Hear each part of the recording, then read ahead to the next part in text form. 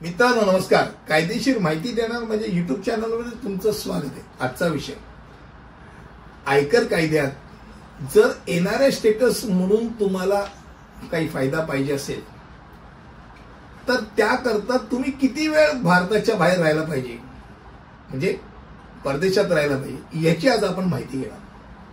सर्वप्रथम कायद्यात, खास करून आयकरच्या कायद्यामध्ये कलम 6(1) अंतर्गत जर एखादी व्यक्ती रोजगाराच्या उद्देशाने परदेशात जाते, म्हणजे भारत सोडते, किंवा ती केवळ भारतात एक विशिष्ट वर्षात 182 दिवस किंवा त्याहून अधिक काळ जर रहिवासी म्हणून जर परदेशात राहत असेल आणि त्याच्या 182 पेक्षा कमी दिवस भारतात राहत असेल तर ती एनआरआय सेक्टरमध्ये मोडते.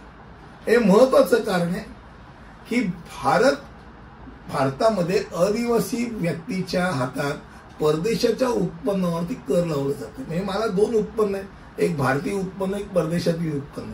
जर मी एनआरआय असेल तर परदेशातल्या उत्पन्नावरती मला कर आकारला जात नाही, डबल टॅक्स नाही.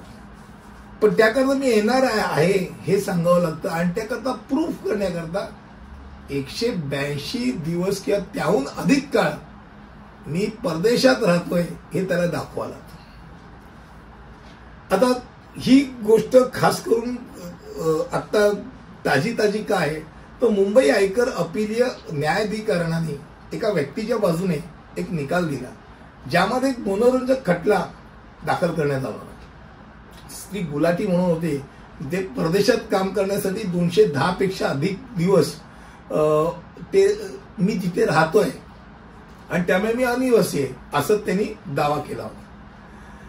गुलाटी यांनी 15-16च्या आर्थिक वर्षात त्यांच्या 1,20,00,000 परदेशातील उत्पन्न दाखवलं नव्हतं, त्यामुळे म्हणजे उघडकीला नव्हतं.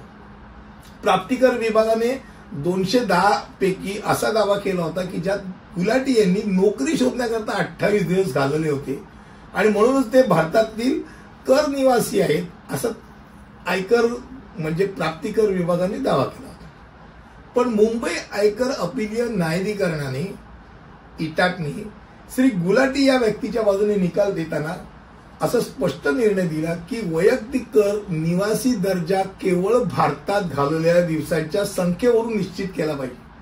त्यामुळे 182 दिवस किंवा त्याहून अधिक काळ परदेशात राहिला तर हा अनिवासी भारतीय आहे म्हणून नक्की होतो, हे डोक्यात राहू द्या. पुढील व्हिडिओमध्ये असंच काहीतरी घेऊन येईल. तिथपर्यंत इथेच थांबतो. धन्यवाद.